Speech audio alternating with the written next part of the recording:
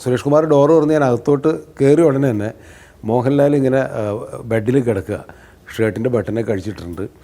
പ്രിയദർശൻ ഒരു സോഫയിൽ ഇങ്ങനെ പ്രിയൻ സോഫയിൽ ഇങ്ങനെ കിടക്കുകയാണ്. ആ റൂമിൽ പിന്നെയും കുറേ ആൾക്കാരുണ്ട്. ഒന്ന് നമ്മുടെ നടൻ മുരളിയാണ്. അത്യാവശ്യം മദ്യപാനമൊക്കെ ഉണ്ടെന്ന് തോന്നുന്നു. മുരളിയുടെയൊക്കെ ഇരിപ്പൊക്കെ കണ്ടപ്പോൾ എനിക്ക് അങ്ങനെ തോന്നി. ഈ സൈക്കിളിൽ ചുറ്റും ചവിട്ടുന്ന ഒരാളുണ്ടാവും, പിന്നെ റെക്കോർഡ് ഡാൻസ് ചെയ്യാനായിട്ട് ഒരാളുണ്ടാവും.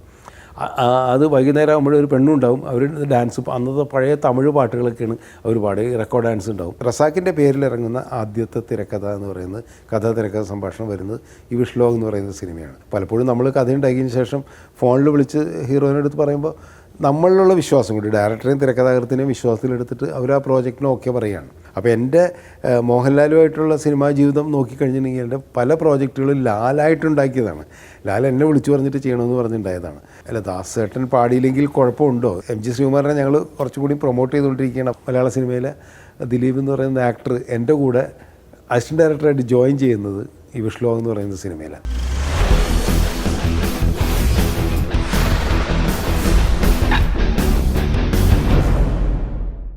എല്ലാവർക്കും നമസ്കാരം. എൻ്റെ സിനിമാ യാത്രയിലേക്ക് ഒരിക്കൽ കൂടി സ്വാഗതം. വിഷ്ലോകം എന്ന സിനിമ ഒരുപാട് പ്രത്യേകതകളുള്ളതാണ്. അതിൻ്റെ ആരംഭം തന്നെ, അങ്ങനെ ഒരു സിനിമ സംഭവിച്ചത് തന്നെ വളരെ രസകരമായൊരു സംഭവത്തിലൂടെയാണ്. ഞാനന്ന് ചെന്നൈയിൽ താമസിക്കുകയാണ്, ന്യൂ വുഡ്ലാൻഡ്സ് ഹോട്ടലിൽ. പൂക്കാലം വരവായി എന്ന് പറയുന്നൊരു സിനിമയുണ്ട്. അതിന് തൊട്ട് മുമ്പ് ഷൂട്ടിംഗ് കഴിഞ്ഞ സിനിമയാണ്. അത് ലേറ്റായിട്ടാണ് റിലീസ് ചെയ്തത്. അതിൻ്റെ പോസ്റ്റ് പ്രൊഡക്ഷനൊക്കെ ആയിട്ട് ബന്ധപ്പെട്ട് ഞാൻ ചെന്നൈയിൽ താമസിക്കുകയാണ്, ന്യൂ വുഡ്ലാൻഡ്സ് ഹോട്ടലിലെ റൂമിൽ. ഒരു ദിവസം ഡബ്ബിംഗ് എല്ലാം കഴിഞ്ഞിട്ട് വന്ന് ഞാൻ റൂമിൽ രാത്രി കിടന്നുറങ്ങി. ഒരു 12:30 ഉണ്ടാവും രാത്രി. അപ്പോൾ എൻ്റെ റൂമിലെ ഫോൺ ബെല്ലടിക്കുന്നു.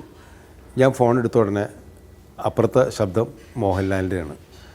ശബ്ദം ഞാൻ മോഹൻലാലാണ് എന്ന് പറഞ്ഞിട്ടാണ് ലാൽ സംസാരിച്ചു തുടങ്ങിയത്. കമൽ ഉറങ്ങിയോ എന്ന് ചോദിച്ചു. ഞാൻ പറഞ്ഞു ഞാൻ ഉറങ്ങിയായിരുന്നു. എന്താ? ഞാൻ പെട്ടെന്ന് ശരി, ആ ടൈമിൽ ഇങ്ങനെ ലാൽ വിളിക്കാറ് പതിവില്ലല്ലോ. അല്ല, ഒന്നുമില്ല, ഞാനിവിടെ വുഡ്ലാൻഡ്സിലുണ്ട്, ഹോട്ടലിലുണ്ട്, ഞാനും സുരേഷ് കുമാറൊക്കെ ഉണ്ട്, കമലിനൊന്ന് കാണാൻ പറ്റുമെന്ന് ചോദിച്ചു. ഞാൻ പറഞ്ഞു പിന്നെന്താ, ഒന്ന് ഇങ്ങോട്ട് വരികയാണെങ്കിൽ സൗകര്യമായി, ഞങ്ങൾ കുറേ പേരുണ്ട് ഇവിടെ, അതുകൊണ്ടാണെന്ന് പറഞ്ഞു. ഞാൻ പറഞ്ഞു വരാം. ഞാൻ ബെല്ലടിച്ചു. വാതിൽ തുറന്നത് സുരേഷ് കുമാറാണ്. അപ്പം ഞാൻ കണ്ട കാഴ്ച നല്ല തമാശയുള്ളതാണ്.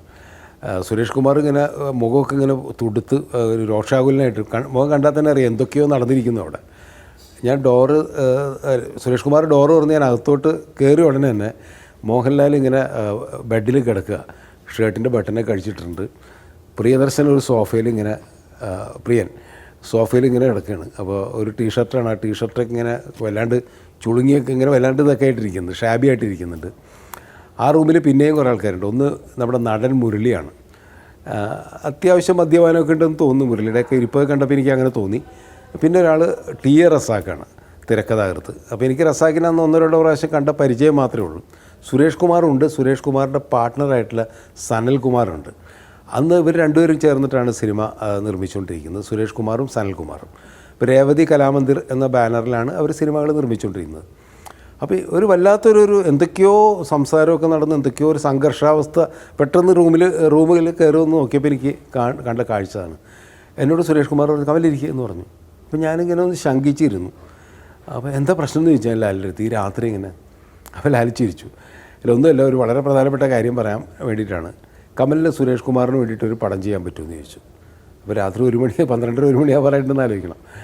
ഞാൻ പെട്ടെന്ന് ചോദിച്ചത് ഈ രാത്രി ഇങ്ങനെ പെട്ടെന്ന് ഇങ്ങനെ, അല്ല യെസ് ഓർ നോ പറയാമെന്ന് പറഞ്ഞു. അതിന് ബാക്കി നമുക്ക് സംസാരിക്കാമെന്ന് പറഞ്ഞു. ഞാൻ പറഞ്ഞു പടം ചെയ്യണതിന് എനിക്ക് സന്തോഷമുള്ളൂ, നമ്മൾ ജോലി അതാണല്ലോ, നമുക്ക് പെട്ടെന്ന് ചെയ്യാൻ പറ്റുമോ, അതാണ് ചോദ്യം എന്ന് പറഞ്ഞു. അപ്പോൾ ഞാൻ പറഞ്ഞു പെട്ടെന്ന് ചെയ്യാൻ എന്താണ് കഥ, എന്താണ് പ്രോജക്റ്റ്, ഒന്നും നമുക്കറിയില്ലല്ലോ എന്ന് പറഞ്ഞു. അല്ല, അതൊക്കെ നമുക്ക് തീരുമാനിക്കാം, കാരണമുണ്ട്. അപ്പോൾ ജനുവരിയിൽ കുറേ ഡേറ്റ് ഞാൻ ഇതിനു വേണ്ടി മാറ്റി വെച്ചിരുന്നു. ഈ പ്രിയദർശനാണ് ഡയറക്റ്റ് ചെയ്യേണ്ടത്. ഞങ്ങളൊരു പ്രോജക്റ്റൊക്കെ ആയിട്ട് ഇങ്ങനെ ഇരിക്കുകയായിരുന്നു. ആ പ്രോജക്റ്റ് പെട്ടെന്ന് ചില കാരണങ്ങളാൽ നടന്നില്ല. പ്രിയന് വേറെ പടങ്ങളുടെ തിരക്കുണ്ട്, എനിക്കും വേറെ പടങ്ങളുടെ തിരക്ക്. അപ്പം ഞാനും സുരേഷ് കുമാറും തമ്മിൽ ഇന്നൊരു വലിയ യുദ്ധം നടന്നിരിക്കുകയാണ് ഇവിടെ, ഇത് മോഹൻലാൽ പറഞ്ഞു. അപ്പോൾ ഞാൻ ചോദിച്ചാൽ എന്താ? അല്ല, പ്രിയൻ പറഞ്ഞു ഞാനും അതിൽ കക്ഷിയാണ്. സംഭവം എന്താണെന്ന് വെച്ച് കഴിഞ്ഞാൽ ഇവരെല്ലാവരും കളിക്കൂട്ടുകാരാണല്ലോ, ചെറുപ്പകാലം മുതൽ ഒരുമിച്ച് കളിച്ചോളുന്ന, ഒരുമിച്ച് സിനിമയിൽ വന്ന ആൾക്കാരാണല്ലോ. അപ്പോൾ മോഹൻലാലും പ്രിയദർശനും വലിയ എന്താ പറയുക, അവരുടേതായ രീതിയിൽ ഒരു വലിയ പൊസിഷനിലെത്തിക്കഴിഞ്ഞ്. സുരേഷ് കുമാർ നിർമ്മാതാവ് എന്നുള്ള രീതിയിൽ നല്ല ഇതിൽ തന്നെയാണ്. പക്ഷേ ഇവർ രണ്ടുപേരും കൂടിയും സുരേഷ് കുമാറിന് വേണ്ടിയിട്ടും സനൽകുമാറിന് വേണ്ടി ഇവരുടെ ഈ ബാനറിന് വേണ്ടി സിനിമ ചെയ്തിട്ട് കുറേ കാലമായി.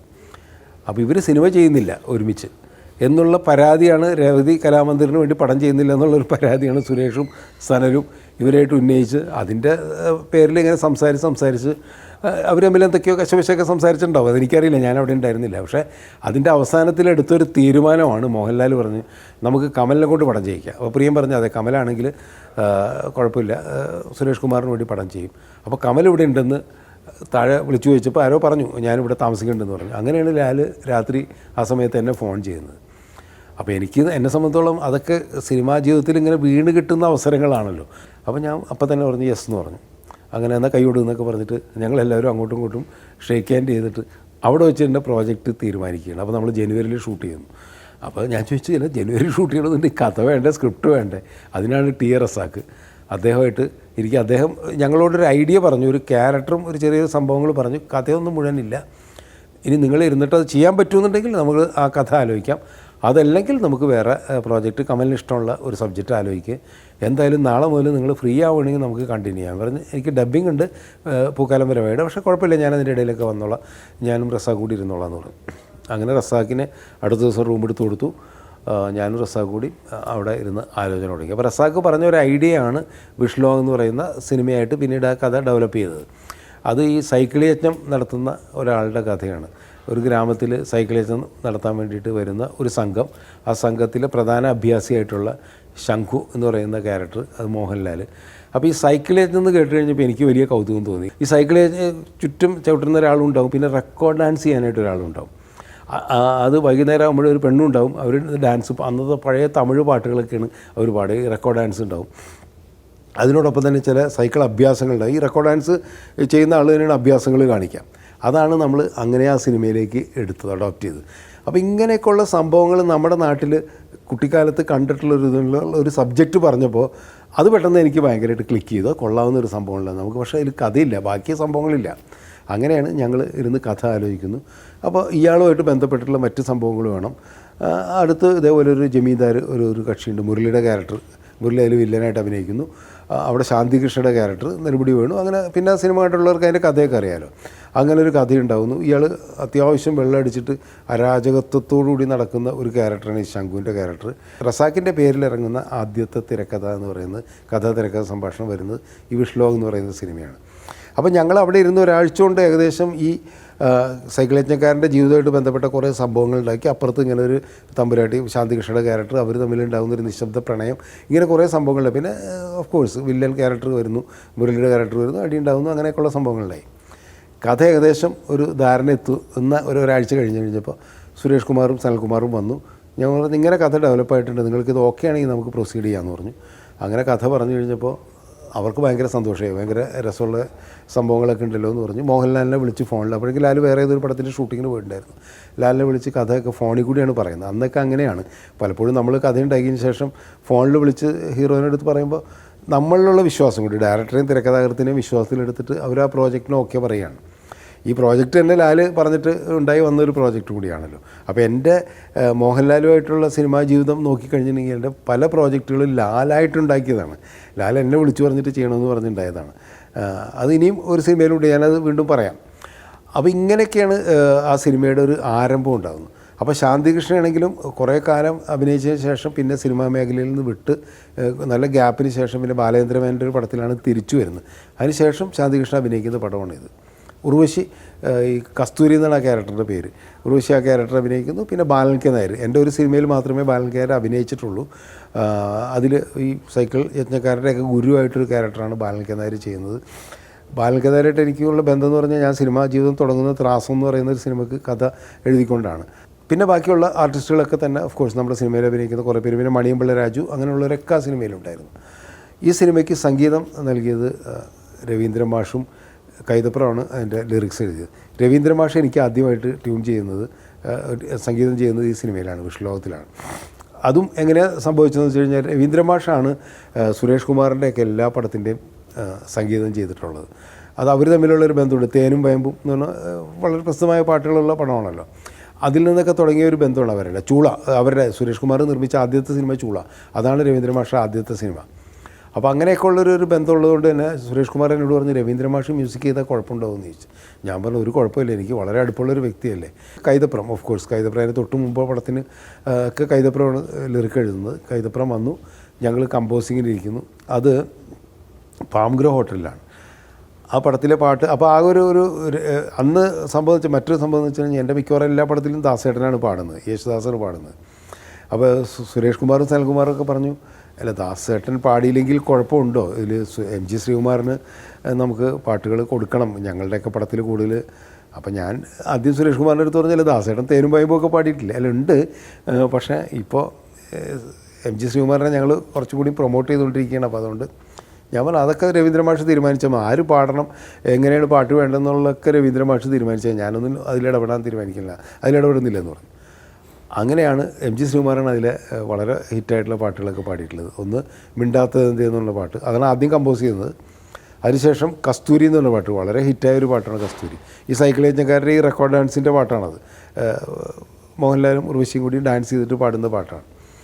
അതിൻ്റെ കമ്പോസിങ് എന്താ വെച്ച് കഴിഞ്ഞാൽ ഇങ്ങനെ ഒരു സിറ്റുവേഷനെ പറ്റി പറഞ്ഞു.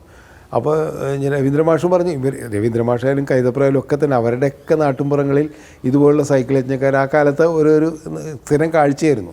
അപ്പോൾ ഇങ്ങനെയുള്ള പാട്ടുകളൊക്കെ അറിയാം. കൂടുതലും തമിഴ് പാട്ടുകൾ ഇട്ടിട്ട് റെക്കോർഡ് ഡാൻസാണത്. ഈ അന്നത്തെ തമിഴിലെ ടപ്പാങ്കൂത്ത് പാട്ട് നമ്മൾ പറയില്ല, അങ്ങനത്തെ ഹിറ്റ് പാട്ടുകളുടെ മ്യൂസിക്കാണ് അതിന് ഉപയോഗിക്കാം. അപ്പം ഞാൻ പറഞ്ഞ ആ ഒരു പാറ്റേണിലുള്ള ഒരു സോങ്ങാണ് എനിക്ക് വേണ്ടതെന്ന് പറഞ്ഞിട്ട്, അപ്പോൾ രവീന്ദ്ര മാഷ് പറഞ്ഞ് അറിയാം നമുക്ക് അതേപോലത്തെ ഒരു പാട്ട് ചെയ്യാമെന്ന് പറഞ്ഞിട്ടാണ് അങ്ങനെയാണ് ഇവർ ഈ കസ്തൂരി എന്നുള്ള ട്യൂൺ ചെയ്യുന്നത്. അതിൻ്റെ ഒരു തമാശ എന്ന് വെച്ചാൽ ഞാൻ അന്ന് ഈ സിനിമയുടെ മറ്റു കാര്യങ്ങൾക്കൊക്കെ വേണ്ടിയിട്ട് രാവിലെ പുറത്തു പോയി ഇവരെ കമ്പോസിങ്ങിനെ ഏൽപ്പിച്ചിട്ട്, അപ്പോൾ ഒരു ട്യൂണിൻ്റെ ഒരു ഏകദേശ ധാരണയൊക്കെ ഇങ്ങനെ രവീന്ദ്ര മാഷ് പറഞ്ഞു. പിന്നെ അവർ പോയി, ഞാൻ രാത്രിയായപ്പോഴേ തിരിച്ചു വന്നപ്പോൾ കൈതപ്രവും രവീന്ദ്ര മാഷ് റൂമിൽ തന്നെ ഉണ്ട്. അവരിങ്ങനെ റിലാക്സ് ചെയ്തിരിക്കണം. ഞാൻ കയറി വരുമ്പോൾ ഞാൻ ചോദിച്ചു എന്തായി പാട്ട്, പാട്ട് ഞങ്ങൾ പറഞ്ഞാൽ ശരിയാക്കിയിട്ടുണ്ട്, കമലൊന്ന് കേട്ടു നോക്കും, ഓക്കെ ആണെങ്കിൽ നമുക്കത് ചെയ്യാമെന്ന് പറഞ്ഞ്.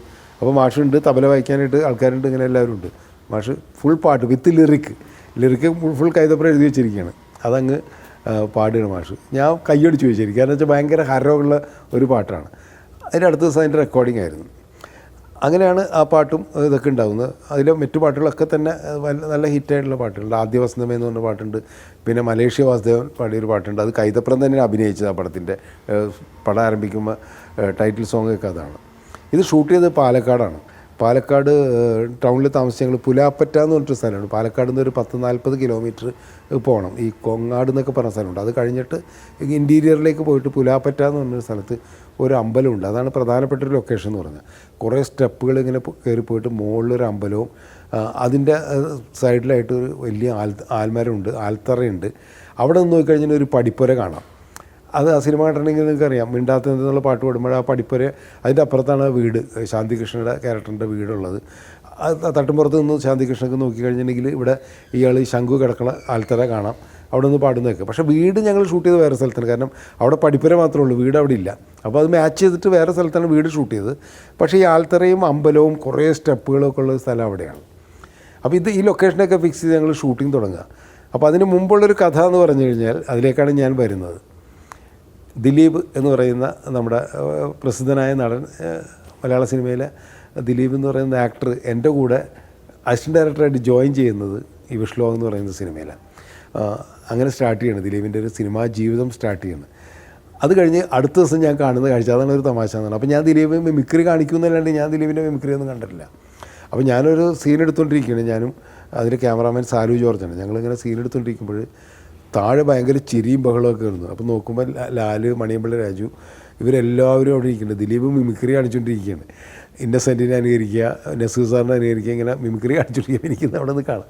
അപ്പോൾ ഞാനിങ്ങനെ കുറച്ച് നേരം ശ്രദ്ധിച്ചപ്പോഴാണ് ഇത് മനോഹരമായിട്ട് അവൻ മിമിക്രി കാണിക്കുന്നു എന്നുള്ളത് അപ്പോഴാണ് ഞാൻ മനസ്സിലാക്കുന്നത്. അങ്ങനെ ഞാൻ ദിലീപിനെ വിളിച്ചു. അങ്ങനെ അന്ന് ലഞ്ച് ബ്രേക്കിന് ഞങ്ങളെല്ലാവരും വന്നിട്ട് ദിലീപിനെ കൊണ്ട് മിമിക്രി കാണിച്ച്. പിന്നെ എല്ലാ ദിവസവും ഇതൊരു പതിവാണ്, ലഞ്ച് ഭക്ഷണം കഴിച്ചു വന്നിട്ട് ദിലീപിൻ്റെ, അപ്പോൾ 10 മിനിറ്റ് ദിലീപിൻ്റെ മിമിക്രി, അതിനുശേഷം നമ്മൾ ഷൂട്ടിംഗ് തുടങ്ങുന്നു. രാത്രി മുഴുവൻ ഷൂട്ടിങ്ങാണ്. എനിക്കാണ് എൻ്റെ സിനിമാ ജീവിതത്തിൽ തന്നെ ഏറ്റവും കൂടുതൽ രാത്രി ഷൂട്ട് ചെയ്തൊരു സിനിമയാണ് ഈ വിഷ്ലോ എന്ന് പറയുന്നത്. ആ സിനിമ കണ്ടാൽ നിങ്ങൾക്ക് മനസ്സിലാവും, ഒരുപാട് നൈറ്റ് സീൻസാണ്. നൈറ്റ് സീൻസ് എന്ന് പറഞ്ഞു കഴിഞ്ഞിട്ടുണ്ടെങ്കിൽ ഒരു രക്ഷയില്ലാത്ത നൈറ്റ് സീൻസാണ്. കാരണം ഈ സൈക്കിൾ യജ്ഞമാണല്ലോ. അപ്പോൾ സൈക്കിൾ യജ്ഞം ആകുമ്പോൾ രാത്രിയല്ലേ ഷൂട്ട് ചെയ്യാൻ പറ്റുള്ളൂ. അപ്പോൾ എല്ലാ ദിവസവും രാത്രി 6 മണിയാകുമ്പോൾ ഈ സൈക്കിൾ യജ്ഞം സീൻ തുടങ്ങും. വെളുപ്പാങ്കാലത്ത് 4 മണി വരെ 5 മണി വരെ ചിലപ്പോൾ നേരം വെളുക്കും, അതുവരെ ഷൂട്ടിങ്ങാണ്. അത് കഴിഞ്ഞാൽ പോയി കിടന്നുറങ്ങും. ഞങ്ങൾ വീണ്ടും ഉച്ചയ്ക്ക് ഷൂട്ടിങ് വരും. അപ്പോൾ അങ്ങനെ എല്ലാ ദിവസവും രാത്രി ഷൂട്ടിങ്ങാണ്. വെളുപ്പാങ്കാലത്ത് 4 മണി 5 മണി വരെയൊക്കെ ചിലപ്പോൾ നേരം വെളുക്കും, അതുവരെ ഷൂട്ടിങ്ങാണ്. അത് കഴിഞ്ഞ് ഞങ്ങൾ പോയി കിടന്നുറങ്ങും, വീണ്ടും ഉച്ചയ്ക്ക് വരും, അങ്ങനെ ഷൂട്ടിങ്. അപ്പോൾ മലമ്പുഴയ്ക്ക് പോണ വഴിക്ക് ഒരു പാടത്താണ് ഈ സൈക്കിൾ ഏജൻസിൻ്റെ സെറ്റ് ഇട്ടിരിക്കുന്നത്. അതിനോടനുബന്ധമായിട്ട് ചെറിയൊരു നാട്ടുവഴിയും റോഡ് ഒരു വലിയ മാവൊക്കെ നിൽക്കുന്നത്, അങ്ങനത്തെ ഒരു നല്ല രസമുള്ള സ്ഥലമായിരുന്നത്. അവിടെയാണ് നമ്മുടെ പ്രധാന ഷൂട്ടിങ്. അപ്പോൾ ഈ അതിൻ്റെ അകത്ത് ഈ ശംഖു എന്ന് പറയുന്ന ക്യാരക്ടർ ഇതെല്ലാം കഴിഞ്ഞിട്ട് ഒരു സ്ഥലത്ത് പോയിട്ട് മറ്റേ കൃഷ്ണൻകുട്ടിയാരെ അഭിനയിച്ചൊരു ക്യാരക്ടറുണ്ട്, കള്ളുടിക്കുന്ന. അവിടെ ഒരു അവിടെ പോയി ചാരായം കുടിച്ചിട്ട് ഇയാളുടെ ക്യാരക്ടർ, ഈ മോഹൻലാലിൻ്റെ ക്യാരക്ടർ രാത്രി ഇങ്ങനെ പാട്ട് പാടിയിട്ട് വരും. പാടവരമ്പത്ത് കൂടിയൊക്കെ ഇങ്ങനെ പാട്ട് പാടി ഇയാൾ താമസിക്കുന്ന ഈ പറയുന്ന ആൽത്തറയിൽ വന്നിട്ട് ഇങ്ങനെ കിടക്കുന്ന ഇതിലാണ് ആ പാട്ട് എൻ്റെ ചെയ്യണം. ആ പാട്ടെന്ന് പറഞ്ഞു കഴിഞ്ഞാൽ രാജ് കപൂറിൻ്റെ വളരെ പ്രസിദ്ധമായ ആവാര എന്ന് പറഞ്ഞ പടത്തിൽ ആവാരാഹും എന്നുള്ള പാട്ടാണ്. അപ്പോൾ ഞാനതിൻ്റെ റെക്കോർഡിങ്ങിൻ്റെ സമയത്ത് പറഞ്ഞ് രവീന്ദ്ര മാഷോട് പറഞ്ഞു, ഇങ്ങനെ ആവാരാഹും എന്നുള്ള പാട്ടാണ് ഞാനിങ്ങനെ ഉദ്ദേശിക്കുന്നത്, അല്ലാണ്ട് നമുക്കൊരു മലയാളം പാട്ട് അവിടെ വേണ്ട. ഇയാൾ ഇങ്ങനെ ഒരു നാടോടിയായിട്ട് നടക്കുന്ന ഒരാളാണല്ലോ മോഹൻലാലിൻ്റെ ക്യാരക്ടർ എന്ന് പറയുന്നത്. അപ്പോൾ നമുക്കൊരു ഹിന്ദി പാട്ടാണ് നല്ലത്, അത് ആവാരാഹം എന്നുള്ള പാട്ടാണ് ഞാൻ ഉദ്ദേശിക്കുന്നതെന്ന് പറഞ്ഞു. അപ്പോൾ രവീന്ദ്ര മാഷ ആദ്യം ചോദിച്ചത് എന്നാൽ പിന്നെ നമുക്ക് അതിൻ്റെ ഒറിജിനൽ ട്രാക്ക് ഉപയോഗിച്ചാൽ പോരെ. ഞാൻ ഒറിജിനൽ ട്രാക്ക് ഉപയോഗിച്ച് കഴിഞ്ഞിട്ടുണ്ടെങ്കിലുള്ള കുഴപ്പമെന്ന് പറഞ്ഞാൽ അത് ലാല് പാടുന്നതാണെന്ന് തോന്നില്ല, പിന്നെ അതിൻ്റെ റൈറ്റ്സും പ്രശ്നങ്ങളൊക്കെ ഉണ്ടാവുമല്ലോ നമുക്കത്. അതുകൊണ്ട് നമുക്കത് വീണ്ടും വേണമെങ്കിൽ ഒന്ന് റെക്കോർഡ് ചെയ്തിട്ട് ആരെക്കൊണ്ടെങ്കിലും പാടിച്ചാൽ പോരെ എന്ന് ചോദിച്ചു. അപ്പോൾ ആര് പാടും എന്നുള്ളത് അതൊക്കെ ഉണ്ട്. അപ്പം ഞാൻ തന്നെയാണ് പറഞ്ഞത് മോഹൻലാലിനെ പാടുന്നുണ്ടെങ്കിൽ അതെല്ലാം നല്ല രവിയേട്ട. അപ്പോൾ കുറച്ച് എന്താ പറയുക വെള്ളം അടിച്ചിട്ടായതുകൊണ്ട് ലാല് പാടുന്നതിൻ്റെ ചിലപ്പോൾ എന്തെങ്കിലും കുഴപ്പമുണ്ടെങ്കിലും അത് രസമല്ലേ എന്ന് പറഞ്ഞു. അപ്പോൾ രവീന്ദ്ര മാഷ് പറഞ്ഞില്ല ലാല് നന്നായിട്ട് പാടുമല്ലോ. ഞാൻ പറഞ്ഞാൽ എന്നാൽ പിന്നെ ലാലിനോടൊന്ന് ചോദിച്ചു. അങ്ങനെ രവീന്ദ്ര മാഷ് ലാലിനെ വിളിച്ചു, ഞങ്ങളൊക്കെ സംസാരിച്ച്, ഞാനും സുരേഷൊക്കെ സംസാരിച്ച്. ലാലിന് ഭയങ്കര ഹാപ്പിയായി. ലാലിനൊരു പാട്ട് പാടാനൊക്കെ ഇഷ്ടമുണ്ട്, പ്രത്യേകിച്ച് ആവാരാഹം എന്നുള്ള പാട്ട്. അപ്പോൾ അതിൻ്റെ ലിറിക്ക് കിട്ടില്ല. ഇന്നത്തെ മാതിരി ഈസിയായിട്ട് മൊബൈലിൽ അടിച്ചു കഴിഞ്ഞാൽ നമുക്ക് ലിറിക്ക് കിട്ടില്ലല്ലോ. അതിനുവേണ്ടി ഒരു കാസറ്റിൽ പഴയതൊരു കാസറ്റിൽ സംഘടിപ്പിച്ച് ഒരു ഹിന്ദി മാഷ് അവിടെ ചെന്നൈയിലുള്ള, കാരണം വേർഡ്സ് ഒന്നും തെറ്റിപ്പോകരുതല്ലോ, അതിൻ്റെ പ്രൊണൗൺസിയേഷൻ കാര്യങ്ങളൊക്കെ ഹിന്ദി അറിയാവുന്ന ഒരു കക്ഷിയെ വിളിച്ചു വരുത്തി, രവീന്ദ്ര മാഷിനെ വിളിച്ചു വരുത്തി, അതിൽ ലിറിക്ക് മുഴുവൻ എഴുതിയെടുത്ത് അയാളെക്കൊണ്ട് ഓരോ പ്രൊണൗൺസിയേഷൻ ലാലിനോട് പറഞ്ഞ് പഠിപ്പിച്ചിട്ടാണ് ആവാരാഹം എന്നുള്ള പാട്ട് മോഹൻലാൽ പാടിയത്. ഭയങ്കര രസമായിട്ട് മോഹൻലാൽ പാടി. അപ്പോൾ അതിൻ്റെ ഷൂട്ടിംഗ് രാത്രി, പിന്നെ ഞാനീ പറഞ്ഞ സൈക്കിൾ ഏജൻസിൻ്റെ ഷൂട്ടിംഗ്, പിന്നെ ഈ ശാന്തികൃഷ്ണൻ്റെ വീടിൻ്റെ മുമ്പിൽ വന്ന് രാത്രി കിടക്കുന്നത്, ശാന്തികൃഷ്ണൻ്റെ അവിടുത്തെ സീൻസ്, പിന്നെ മുരളിയുടെ ക്യാരക്ടർ വരുന്നു. മുരളി അതിൽ വളരെ പ്രധാനപ്പെട്ട ഒരു ക്യാരക്ടറാണ് ചെയ്യുന്നത്. അപ്പോൾ ഈ തമ്പുരാൻ്റെ ക്യാരക്ടറാണ്. അപ്പോൾ തമ്പുരാനും രാത്രിയാണ് പലപ്പോഴും വരിക ഈ തറവാട്ടിലേക്ക്. രാത്രി വന്ന് ഈ ശാന്തികൃഷ്ണൻ്റെ ക്യാരക്ടറിൻ്റെ അടുത്ത് വരികയും അത് ആ സിനിമയായിട്ട് ബന്ധപ്പെട്ട് നമുക്ക് പടം കണ്ടവർക്ക് അറിയാം, ഒരു ഫ്രിക്ഷനൊക്കെ ഉണ്ട് അവിടെ. ഈ സീൻസൊക്കെ രാത്രിയാണ് ഷൂട്ട് ചെയ്യണം. അങ്ങനെ ആ സിനിമയുടെ ഒരു 90% സീൻസും നൈറ്റിലാണ്. അപ്പോൾ നൈറ്റ് ഷൂട്ട് ചെയ്തിട്ട് നമ്മളെല്ലാവരും ഭ്രാന്തെടുത്തിരിക്കുന്ന സമയത്താണ് പലപ്പോഴും രാത്രി ഭക്ഷണമൊക്കെ കഴിച്ചിട്ട് ഷൂട്ടിങ് തുടങ്ങുന്നതിന് മുമ്പ് വീണ്ടും ദിലീപിനെ കൊണ്ട് മിമിക്രി കാണിക്കും.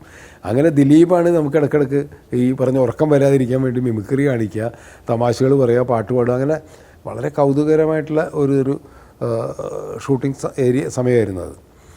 അതുപോലെ തന്നെ ഞങ്ങളവിടെ ഷൂട്ട് ചെയ്തുകൊണ്ടിരിക്കുന്ന സമയത്ത് പിന്നെയും കുറേ പ്രശ്നങ്ങളൊക്കെ ഉണ്ടായിട്ടുണ്ടായിരുന്നു. ചില ആൾക്കാർ വന്നിട്ട് ഷൂട്ടിംഗ് ലൊക്കേഷനിൽ പ്രശ്നം ഉണ്ടാക്കുക. ആ ഷൂട്ടിംഗ് പ്രശ്നം ഉണ്ടാക്കുമ്പോൾ സുരേഷ് കുമാറും സനൽകുമാറും ഒപ്പം ഇറങ്ങും. മുണ്ടൊക്കെ മടക്കി കുത്തിയിട്ട് അവന്മാരായിട്ട് അടി ഉണ്ടാക്കാനൊക്കെ ആയിട്ട് അവർ ഇറങ്ങുന്ന ഒരു സംഭവമുണ്ട്. അപ്പോൾ ഞങ്ങൾ ഈ നൈറ്റ് ഷൂട്ട് ചെയ്തുകൊണ്ടിരിക്കുമ്പോൾ സുരേഷ് കുമാറും സനൽകുമാറും ഇടയ്ക്കിടയ്ക്ക് എൻ്റെ അടുത്ത് വന്നിട്ട് പറയും, അല്ല നമ്മളിപ്പോൾ ഈ ഷൂട്ടിംഗ് എത്ര ദിവസം പോവും, ഒരു ഐഡിയ ഇല്ല. അപ്പം ഞാൻ ചാർട്ട് ചെയ്തിട്ടുണ്ടായിരുന്നു. അപ്പോൾ ചാർട്ടൊക്കെ ഇടയ്ക്കിടയ്ക്ക് പൊളിയുണ്ടായിരുന്നു, കാരണം നൈറ്റ് ഷൂട്ടിംഗ് ആകുമ്പോൾ ഡേയിലുള്ള സീൻസ് അങ്ങനെ ബാലൻസ് ആവും. പിന്നെ ആ ഒരു 10-25 ദിവസം കഴിഞ്ഞ് കഴിഞ്ഞപ്പോൾ നമുക്കും അറിയില്ല ഇത് എത്ര ദിവസം കൊണ്ട് തീർക്കും. പിന്നെ ഞാൻ ക്യാമറാമാനും ഞങ്ങളെല്ലാവരും കൂടി ആലോചിച്ചിട്ട് നമുക്കൊരു പിടിയങ്ങ് പിടിക്കണം, അല്ലെങ്കിൽ നമ്മൾ വിചാരിക്കുന്നിടത്ത് സിനിമ തീരില്ല. അപ്പോൾ അതിൻ്റെ ഒരു ടെൻഷൻ സുരേഷ് കുമാറിനും സനൽകുമാറിനും ഉണ്ടാവുകയും ചെയ്തിരുന്നു. അപ്പം എന്നോട് ചോദിച്ചു, സുരേഷ് ചോദിച്ചു എത്ര ദിവസം കൊണ്ട് തീർക്കും.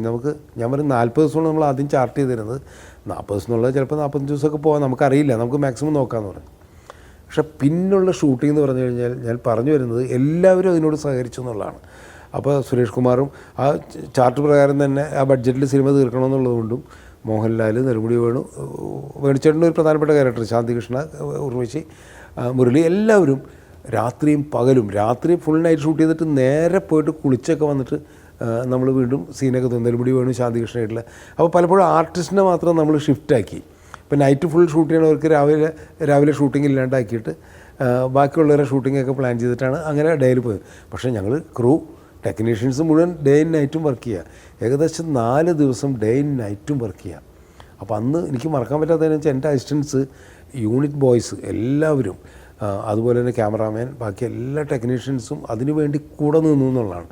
കൂടെ നിന്ന് ഞങ്ങൾ 40 ദിവസം എന്ന് പറയുന്നത് 40 ദിവസം കൊണ്ട് പടം തീർന്നു. 41 ദിവസം ഫുൾ പാക്കപ്പ് ചെയ്തെന്നുള്ളതാണ്. ഒരു ഷോട്ട് പോലും ബാലൻസ് ഇല്ലാണ്ട് സിനിമ ഷൂട്ട് ചെയ്ത് തീർക്കാൻ പറ്റിയെന്നുള്ളത് വലിയൊരു ഇതാണ്. അപ്പോൾ എനിക്ക് എൻ്റെ സിനിമ ലൈഫിൽ തന്നെ അങ്ങനെയുള്ള ചില അനുഭവങ്ങളുണ്ടായിരുന്നു. നമ്മളങ്ങ് ടാർഗറ്റ് ചെയ്തിട്ട് സിനിമ തീർക്കണമെന്ന് പറഞ്ഞു കഴിഞ്ഞാൽ സിനിമ തീർത്തിട്ടുണ്ട്. പക്ഷേ അതിന് ഏറ്റവും ഇപ്പം ഞാൻ മാത്രം വിചാരിച്ചാലാണ്, നിർമ്മാതാവ് മാത്രം വിചാരിച്ചു കഴിഞ്ഞിട്ടുണ്ടെങ്കിൽ അങ്ങനെ നമ്മൾ സിനിമ തീരുമല്ലോ. അതിന് കൂടെ വർക്ക് ചെയ്യുന്ന ടെക്നീഷ്യൻസും ആർട്ടിസ്റ്റും ഒക്കെ തന്നെ നമ്മുടെ കൂടെ നിൽക്കണമെന്നുള്ളതാണ്. അപ്പോൾ അങ്ങനത്തെ ഒരു ടീം വർക്ക്, ടീം സ്പിരിറ്റ് അന്ന് സിനിമ ചെയ്യുമ്പോൾ ഉണ്ടായിരുന്നു. ഇന്നിപ്പോൾ ഉണ്ടോയെന്ന് ചോദിച്ചു കഴിഞ്ഞാൽ എനിക്കറിയില്ല. ഞാൻ പക്ഷേ ലാസ്റ്റ് സിനിമ ചെയ്യുമ്പോഴും ആ സ്പിരിറ്റൊക്കെ ഉണ്ടായിരുന്നു. അതുകൊണ്ടാണ് എനിക്ക് ഈ സിനിമയും അങ്ങനെ തീർക്കാൻ പറ്റിയത്. പക്ഷേ ഞാൻ പറഞ്ഞു വരുന്നത്, ഏറ്റവും കൂടുതൽ ടീം സ്പിരിറ്റ് അനുഭവിച്ചിട്ടുള്ള ചില സിനിമകളിലൊന്നാണ് വിഷ്ണുലോകം എന്നുള്ളതാണ്. പിന്നീട് നമ്മുടെ സിനിമാ ജീവിതത്തിൽ തന്നെ ഒരുപാട് പേര് കോൺട്രിബ്യൂട്ട് ചെയ്തൊരു സിനിമയും കൂടിയാണ്. ഇപ്പോൾ ദിലീപിനെ പോലുള്ള, ഞാൻ ആദ്യം പറഞ്ഞല്ലോ ആൾക്കാർ, ആ സിനിമയും വലിയ വിജയമായിരുന്നു. അതും ഒരു ഓർക്കപ്പുറത്ത് പോലെ തന്നെ ഒരു വിഷുക്കാലത്താണ് റിലീസ് ചെയ്തത്. ആ സമയത്ത് വേറെയും വലിയ പടങ്ങൾ, മമ്മൂട്ടിയുടെ ഏതൊരു വലിയ പടമൊക്കെ ഉണ്ടായിരുന്നു ആ സമയത്ത്. പക്ഷേ അതിനോടൊപ്പം നിന്നിട്ട് നമ്മൾ വിഷ്ണുലോകം വലിയൊരു ഹിറ്റായ ഒരു സിനിമയാണ്.